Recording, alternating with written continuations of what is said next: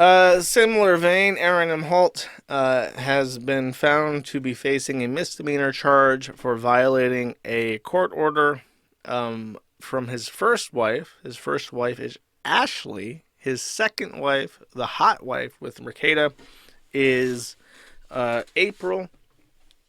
Ashley Imholte had filed for a restraining order, alleging, among other things, physical violence. And at some point, oh, sorry. I was I was spooked by chat, just suddenly running away. At some point, he got a restraining order, and at some point he violated it. So there is a misdemeanor charge against him. He's claiming that the charge is dropped, but there is an arraignment hearing for August. So he's saying that the charge is dropped, but yet there is still a docketed arraignment for him on August 20th. So, which is right after the Rekieta omnibus hearing, by the way. I think the omnibus is on April or August 18th. So he said he'll be addressing it on Monday, whatever the fuck that means. He's getting charged for violating his restraining order. I don't know what needs to be discussed. Are you going to talk about your ex-wife more? That's weird. And by the way, this is the ex-wife of his who has is the mother of his children. So all those stories about how he had an amicable breakup with his ex-wife, he was taking care of his kids. Rekieta came over with a bullet of cocaine that his son played with briefly, that enraged him and got him to split off the uh, the relationship he had with Rekieta. Like in the background of all this, while he's trying to paint himself as this, divorced man who's getting on with his life and got caught up in a bad situation. Meanwhile, as of January, he has a violation for against him for his restraining order. So Aaron went after his small audience today. Now even smaller audience. Huh. The weird thing is that Aaron is like this like microcosm of a different locale culture that is like kind of integrating into the big picture stuff that the Kiwi Farms and Co. keeps track of. Uh, by the way, Rekieta did a stream with Juju, and I was told that it wasn't very interesting, so I didn't watch it. There is clips of this on the Illicit Clips channel, but and discussion about it in the forum, but I didn't watch it. Like I just can't stand to listen to them anymore. I'm so poisoned towards them that when I hear them talk, it's just like, I can't really, unless I know that there's going to be something funny. I can't stand it. Honestly, I just can't stand it anymore.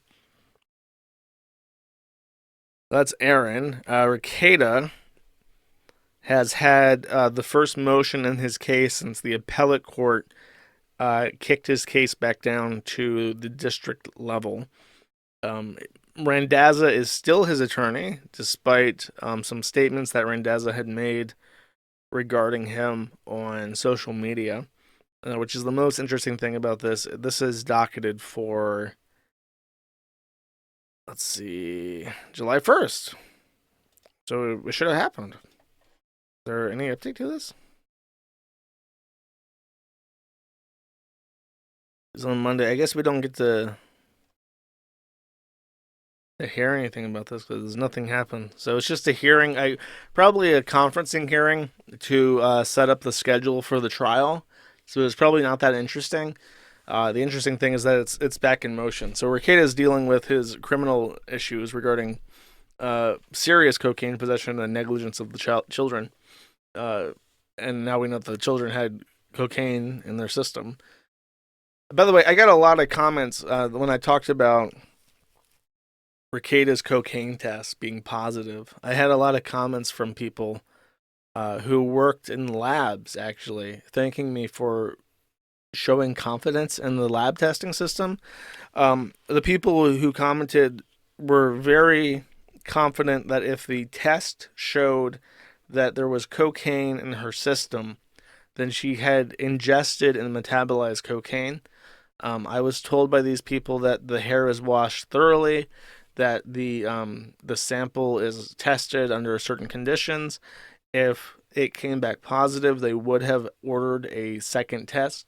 That, in their professional opinion, that if Rekieta's if it was found in a court document that the test was confident that there was a positive result for cocaine in the hair of a child, they would have thoroughly checked their paces before issuing that result, because the obvious outcome of a false positive in that situation would be extremely damaging to not only the people involved but the child involved. So the people that responded to me saying, "Yeah, I'm pretty sure that they got it right," were very also very sure that they got it right.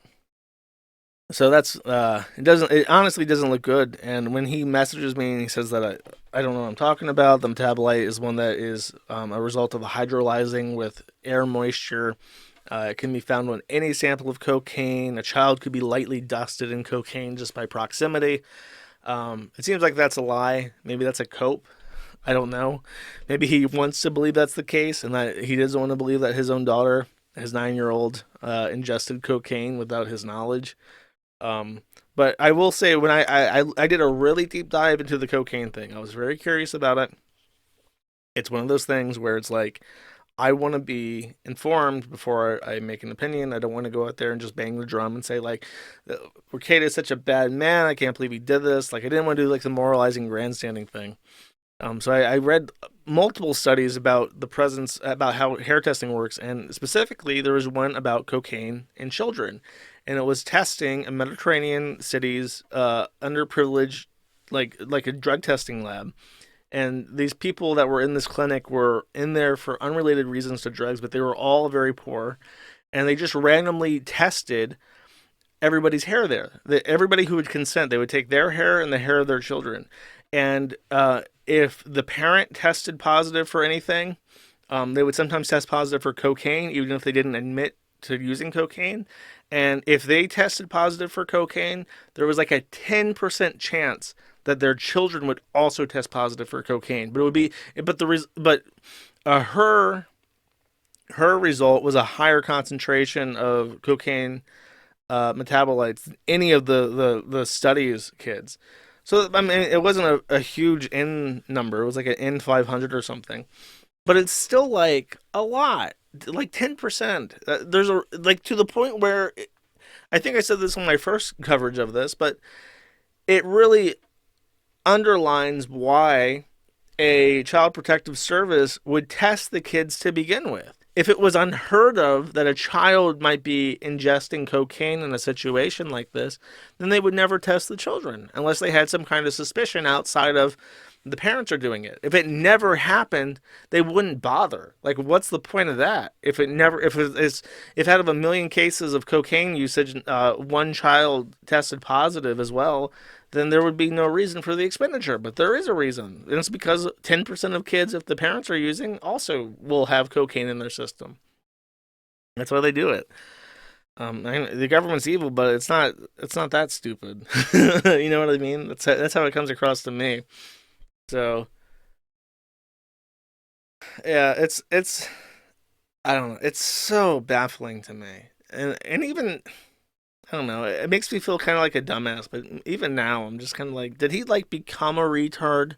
Did he decide to walk down the path of retardation sometime after met, or did I just like believe that he couldn't possibly be this fucking retarded at one point?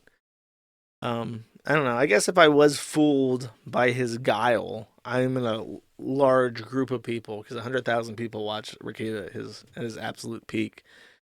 It's like, I don't know. Even now, it's like I feel like he deliberately chose this, because I heard an expression once, and I'm quite fond of it.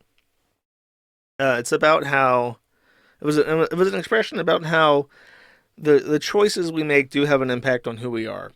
And even though it doesn't feel like it, because you make one choice, like for instance, if you're trying to commit to a diet and you diet one day and then you fall off the wagon the next, if you decide to keep off the wagon, that decides out who you are. But if you decide to start dieting again the next day, then it reinforces that positive behavior, and eventually your diet just becomes your lifestyle.